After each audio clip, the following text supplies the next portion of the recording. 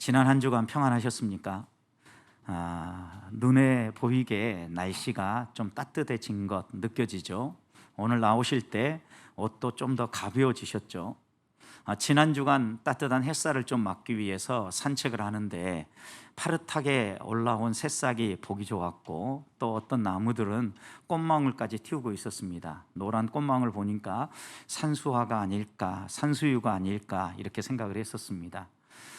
우리가 살아가는 이 세상의 대지는 이렇게 때로 겨울을 지날 때 아무것도 없는 것 같지만, 생명을 품고 있으면, 생명의 씨앗이 있으면 반드시 봄을 지나가면서 싹을 틔우고, 또 어떤 나무들은 꽃과 열매를 우리에게 선물한다는 겁니다.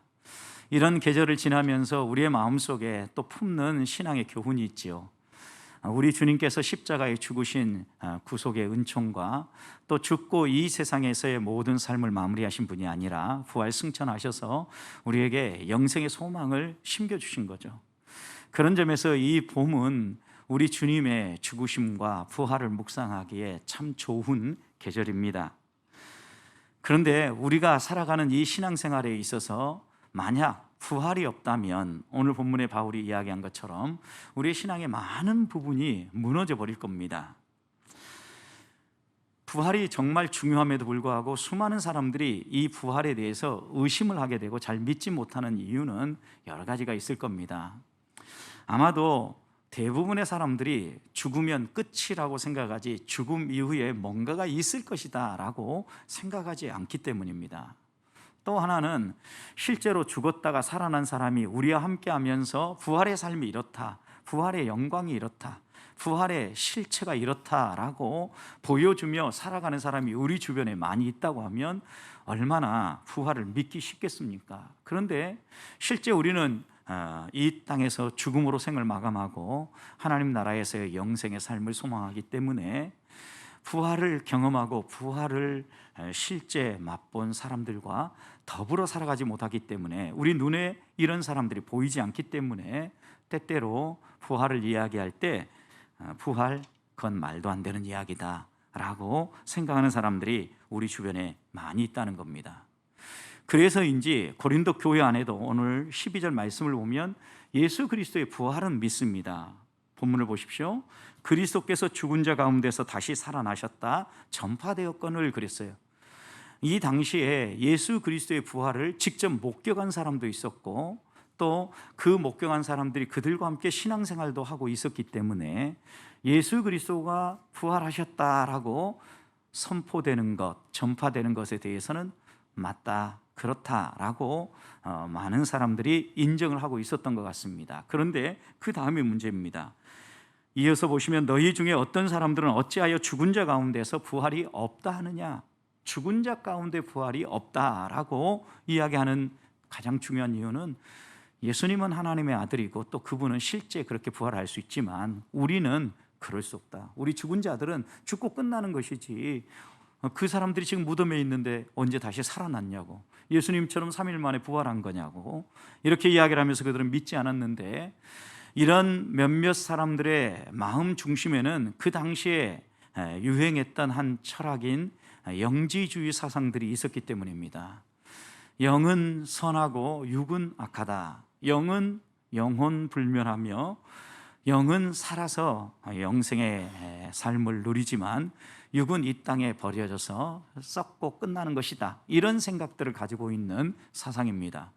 그러다 보니까 죽은 자의 부활은 있을 수 없다라고 이들은 생각을 했고 믿지 않았던 겁니다.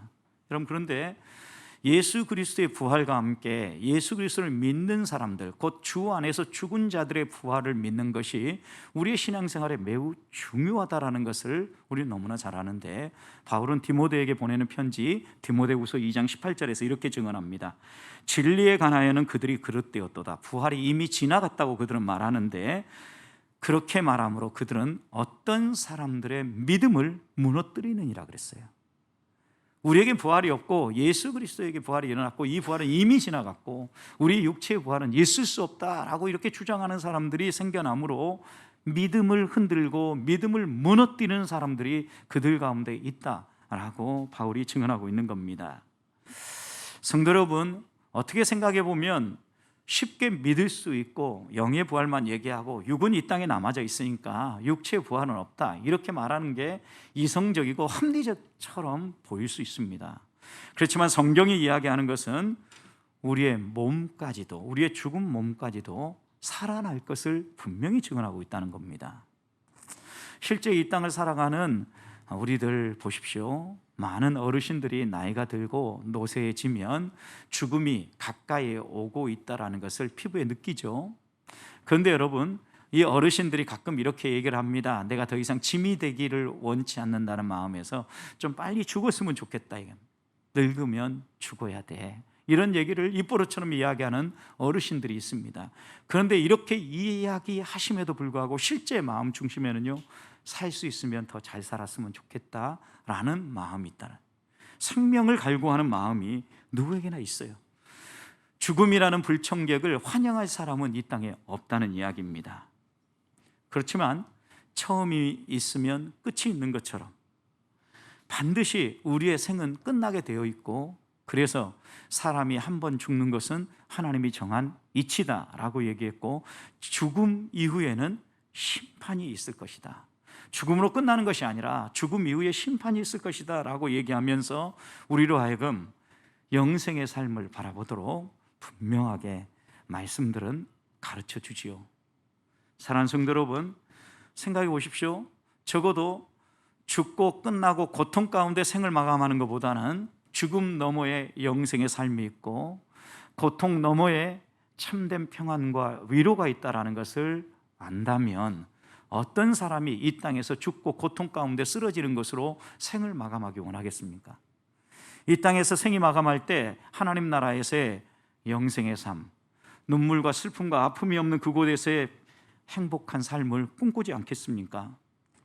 그런데 우리 주변에 이런 부활을 믿지 못하고 말도 안 되는 이야기다라고 말하는 사람이 있다면 다시 한번 우리는 생각해야 됩니다. 내가 무엇을 믿고 있는가? 만약 내가 부활을 빼고도 신앙생활을 잘 할 수 있는가?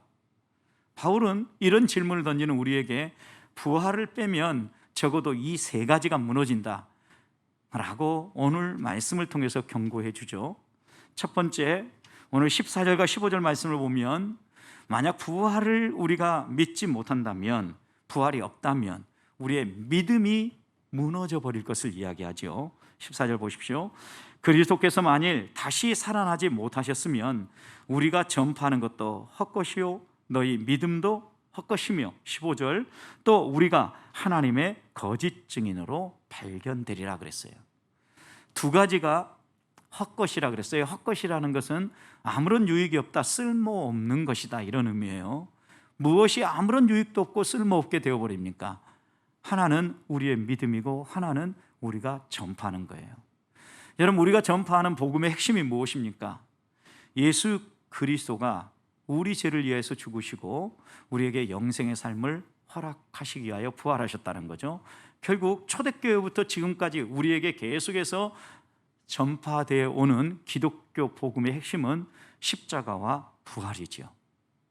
여러분, 그런데 예수님이 살아나지 못했다라고 얘기하면 이 전파하는 것이 모두 헛것이 된다는 거예요. 그래서 15절에 너희가 하나님의 거짓 증인으로 나타날 거다, 여러분, 거짓말쟁이가 될 것이다라는 거죠. 또 한 가지 무너지는 게 뭐라 그랬습니까? 믿음이라고 그랬습니다. 여러분, 믿음의 본질을 이야기할 때 우리는 항상 무엇을 이야기합니까? 믿음은 들음에서 나고 들음은 예수 그리스도의 말씀으로 말미암는다 그랬는데, 여러분, 그 말씀의 핵심 주제가 무엇입니까? 예수님은 누구시며 그분이 이 땅에 오셔서 하신 일이 무엇인가가 믿음의 본질 중심에 있죠. 여러분, 예수님이 누구십니까? 하나님의 아들이셨는데 하늘의 보좌를 선수 비우시고 인간의 몸을 입고 이 땅에 오셨다는 거 아닙니까? 그분이 이 땅에 오신 것은요, 우리들에게 구원의 길을 열어주시기 위함이죠. 어떤 방식으로요?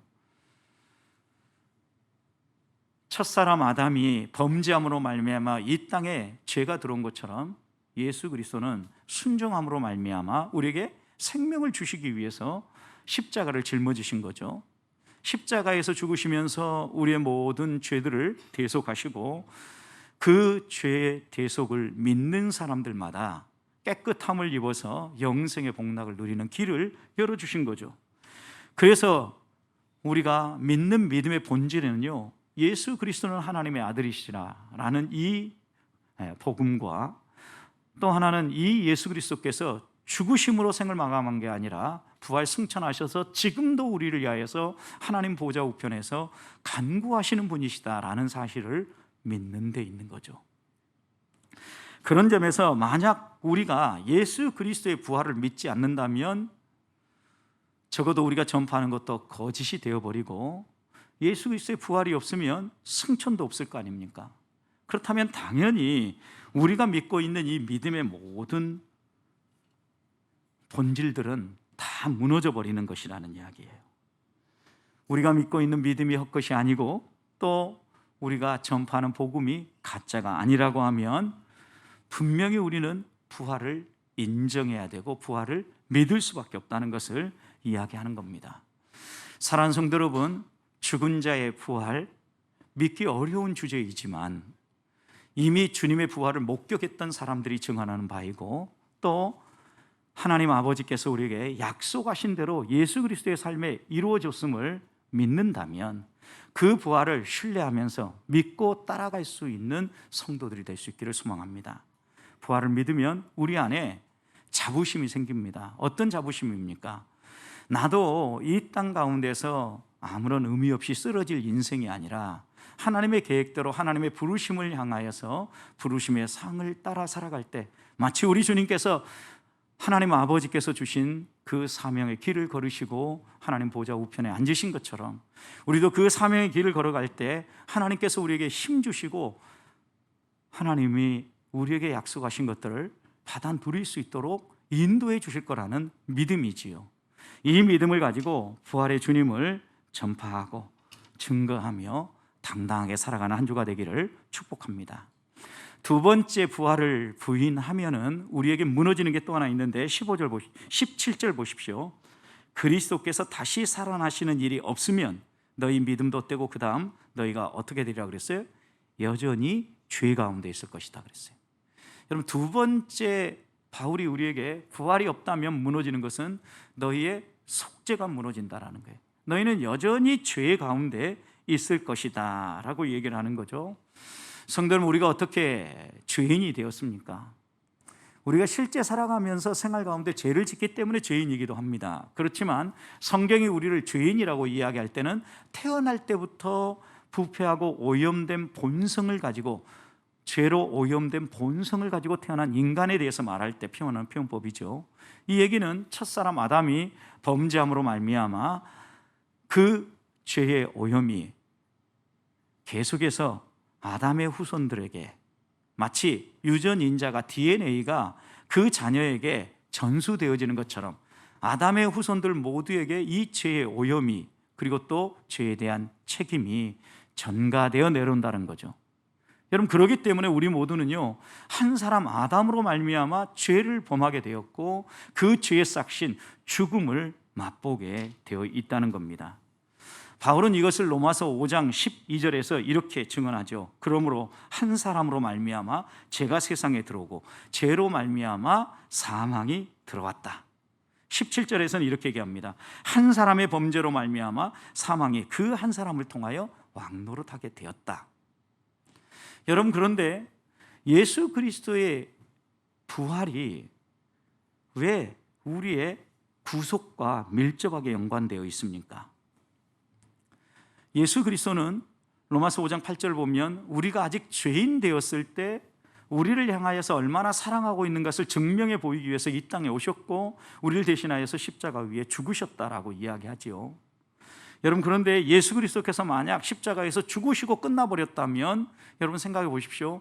얼마나 많은 사람들이 내가 메시아라고 얘기하고 내가 어떤 사람이라고 입으로 많이 이야기합니까?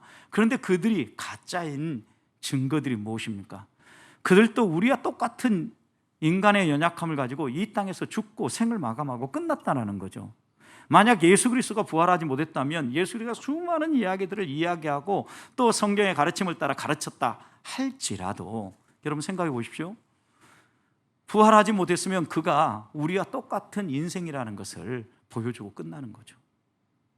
그래서 예수 그리스도의 부활이 없다면 아무리 그가 우리 죄를 짊어지고 죽었다고 해도 그것은 가짜가 되어버린다는 이야기입니다. 그것을 바울은 로마서 5장에서 아담 기독론, 특별히 첫사람 아담을 통하여서 이 땅에 죄가 들어온 것처럼 마지막 사람 아담 예수 그리스도를 통하여서 생명이 들어왔다라는 이 논리를 가지고 설명을 해주죠. 어떻게 보면 이것은 대표성의 원리이기도 해요. 어떤 대표성의 원리입니까?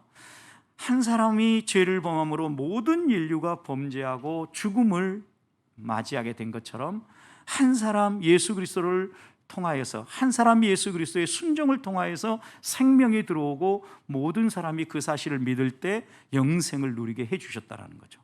한 사람 때문에 사망이 왔는데 한 사람 때문에 생명이 들어오는 길을 열어준 거예요. 이게 대표성의 원리죠. 바로 이 원리를 통하여서 분명하게 첫사람 아담과 마지막 사람 아담 예수 그리스도가 무엇이 다른가를 보여주죠. 그래서 로마서 5장 19절에서 이렇게 증거하죠. 한 사람이 순종하지 않음으로 많은 사람이 죄인이 된 것 같이 한 사람이 순종함으로 많은 사람이 의인이 되리라 그랬어요. 여러분, 여기 순종했다라는 것은 아버지께서 말씀하신 대로, 그리고 구속 계획하신 대로, 하나님께서 아들 예수 그리스도에게 주신 사명대로 이 예수 그리스도가 끝까지 그 길을 걸어가셨다라는 의미죠. 그래서 첫사람 아담은 생명이었지만 마지막 사람 아담 예수 그리스도는 살려주는 영이 되었다라고 고린도전서 15장 45절은 증거하죠. 만약 예수님이 부활하시지 않았다면 분명하게 우리 가운데 이런 구속과 함께 영생의 삶도 무너질 수밖에 없다는 거죠. 예수 그리스도도 평범한 한 인간이 되었을 거라는 거죠. 로마서 1장 4절에서는 이것을 더 단적으로 이렇게 증거합니다. 성결의 영으로는 죽은 자들 가운데서 부활하사 능력으로 하나님의 아들로 선포되셨으니 곧 우리 주 예수 그리스도라. 죽은 자들 가운데 부활하심으로 그가 하나님의 아들로 인정받았다라는 거죠. 여러분, 그러니까 부활이 없으면 그가 하늘에서 왔다, 나는 하나님 나라를 소개하기 위해서 왔다, 그리고 내가 너희 죄를 대속하기 왔다 라고 얘기하는 이 모든 이야기들이 다 무효가 되어지고 무너져 버린다는 말씀입니다. 예수님이 부활하심으로 맞아, 그분이 약속한 대로, 성경이 약속한 대로 저분이 우리의 구원자구나, 우리의 죄를 대속하신 분이구나 라고 분명하게 보여주신 것, 그것이 부활이라는 말씀입니다. 사랑하는 성도 여러분, 그렇다면 우리가 부활을 믿는다면 우리가 또 하나 분명하게 부활과 함께 믿어야 될 것이 있습니다. 예수 그리스도께서 십자가 위에서 죽으심으로 우리의 죄를 깨끗하게 씻으셨다는 사실입니다. 여전히 우리는 죄 가운데 지금 빠져서 살아가는 존재가 아니라 예수 그리스도가 부활하심으로 말미암아 우리의 모든 죄는 어떻게 된 거예요? 깨끗이 씻음 받았다라는 거예요. 여러분, 이 부활을 믿는다면 우리의 삶에 어떤 변화가 있어야 합니까?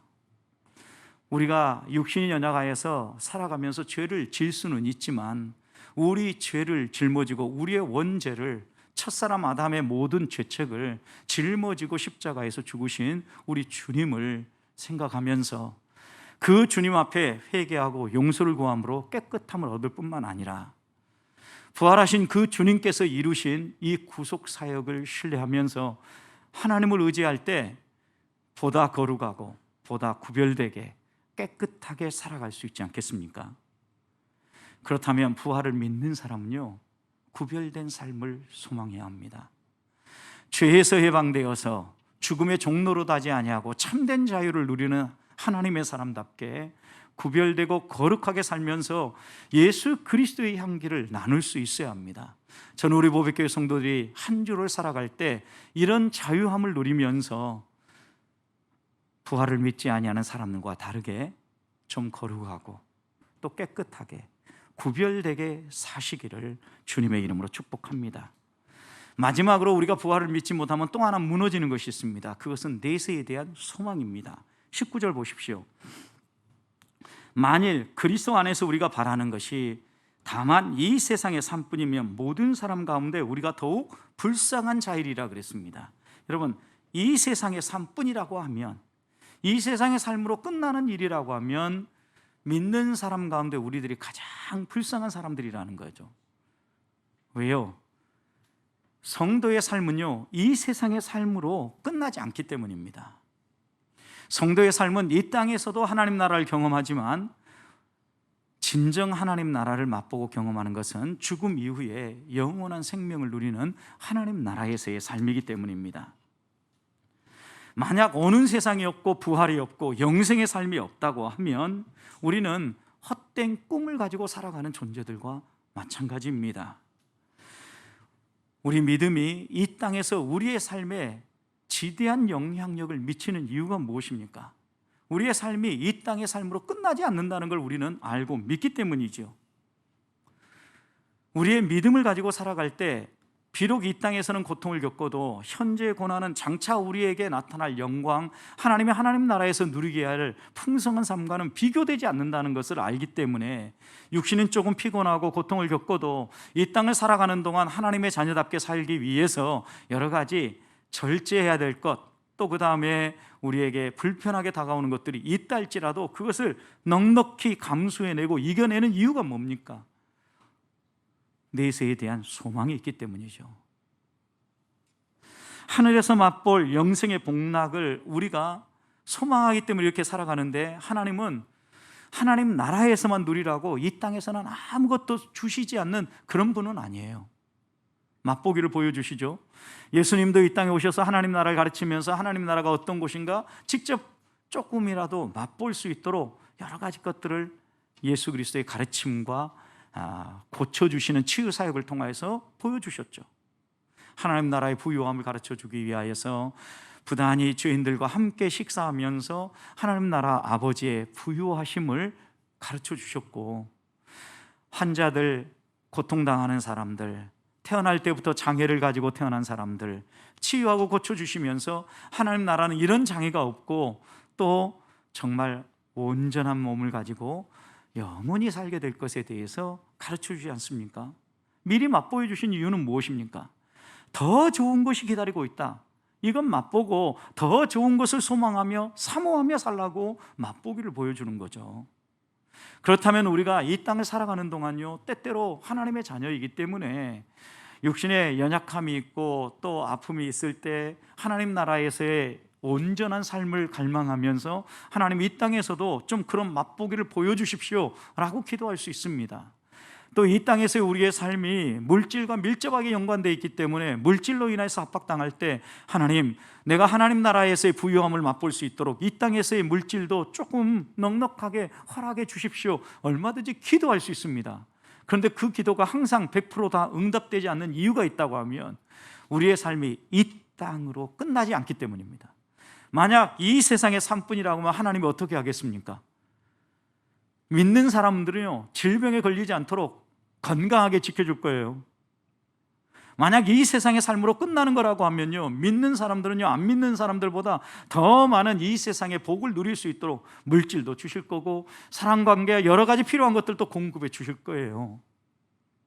그런데 우리 그리스도인의 삶이 이 땅의 삶으로 끝나는 것이 아니라 이 땅을 넘어서 하나님 나라, 오는 세상, 내세에 대한 소망을 가지고 살아가는 삶임을 가르쳐 주기 위해서 우리 주님은 십자가에 죽으시고 부활하셨다라는 거예요.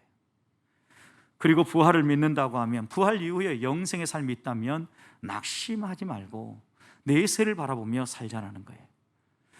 1544년 마르틴 루터는 부활절 아침에 부활에 관하여라는 제목으로 설교를 했는데, 제가 그 설교문 가운데 일부를 읽어드리겠습니다. 하나님은 새 하늘과 새 땅을 창조하십니다. 그곳에는 정의가 편만합니다. 그것은 불모지가 아닌 아름다운 새 땅이 될 것입니다. 그곳에는 육식동물이나 독이 있는 짐승은 없을 것입니다. 우리와 마찬가지로 모든 생물이 죄의 저주로부터 해방되기 때문입니다. 또 낙원의 아담이 그러했듯이 우리와의 관계가 회복될 것이기 때문입니다. 낙원에서 여러분, 독이 있는 동물이 어디 있었습니까? 육식을 하는 동물이 어디 있었습니까? 아담과 동물들의 관계가 아무런 문제가 없이 서로 해야 하는 것이 아니라 더불어 살아가는 그런 관계였던 것처럼 하나님 나라에서도 그렇게 열릴 것을 루터는 설교했던 것입니다. 1544년에요. 여러분, 그리고 그 다음 이렇게 얘기했습니다. 그곳에는 보석처럼 빛나는 황금빛 털을 가진 작은 개들이 있습니다. 그랬어요. 혹시 가정에서 애완견 기르시는 분들 굿뉴스이지 않습니까? 그곳에 황금털을 가진 작은 개들이 있을 것이다. 이 얘기는 그곳에도 이 땅에서의 문화와 비슷한 이런 삶이 펼쳐질 걸 이야기하고 있는 거죠. 나뭇잎과 풀잎은 에메랄드 빛으로 가득합니다. 우리는 현세에 종속되지 않지만 그곳에서 우리의 식욕과 욕구는 지금과 변함이 없으며 오히려 훨씬 더 온전해질 것입니다. 우리의 눈은 순은처럼 밝게 빛나고 우리는 모든 질병과 고통에서 벗어납니다. 우리는 영광스러운 창조주를 눈앞에 직접 보게 될 겁니다.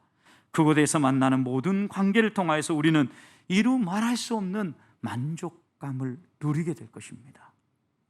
사랑하는 성도 여러분, 이 사실을 여러분들도 믿습니까? 하나님 나라에서 누리게 될 부활의 영광, 영광스러운 몸을 입고 하나님이 주시는 하나님 나라에서의 풍성함을 맛볼 그 날을 바라보십니까?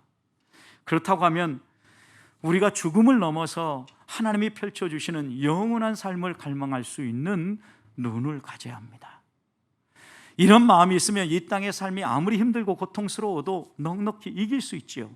그래서요, 우리의 이 땅에서의 삶은, 구원받은 하나님의 자녀들에게 있어서 이 땅의 삶은요, 천국을 위한 연습이다, 천국을 위한 과정이다 라고 말할 수 있죠.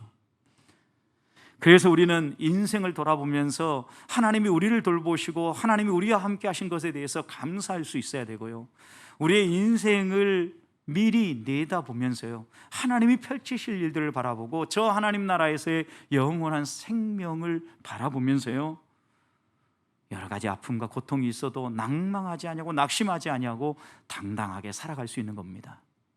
사랑하는 성도 여러분, 부활이 없다면 우리의 믿음도, 우리의 전파하는 것도 다 무너져 버립니다. 우리는 여전히 죄 가운데 빠져서 죄에 오염된 상태대로 악하게 살아갈 것입니다. 그리고 이 땅으로 우리의 모든 것들이 끝나버릴 거기 때문에 내세에 대한 소망도 없이 절망 가운데 지나는 인생이 되어버릴 겁니다. 그러나 우리 주님은 사망 권세 깨트리고 부활하셨습니다. 부활은 분명히 우리에게 다가올 것입니다.